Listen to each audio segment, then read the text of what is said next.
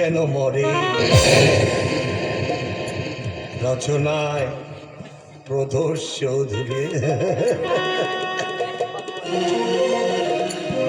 সাধু আজ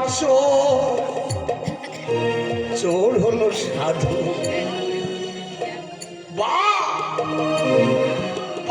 হৃদয়ের সভ্য সমাজ।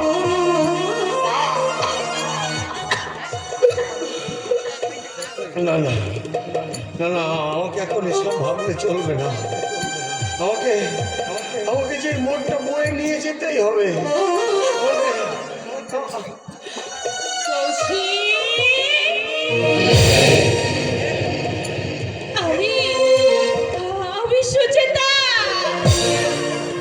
সুচেতা, সুচেতা তুমি? তোমার কি অবস্থা কৌশিক? যা স্বাভাবিক তাই। এই অবস্থায় আমি তোমায় কোনোদিন দেখবো? আমি কোনোদিন তা কল্পনাও করতে পারিনি কৌশিক। কেন সুচেতা? আমি তো কোনোদিনও বিরাট ছিলাম না। হয়তো হতে পারতাম, কিন্তু মানুষ হতে দিল না।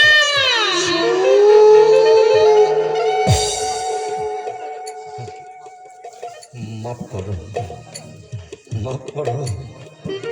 ওই সুনামে ডাকার অধিকার আজ আমার নেই। কেন নেই? এই কেনর উত্তর আমি যেমন জানি তেমনি তুমিও জানো। এই 10 বছরের মধ্যে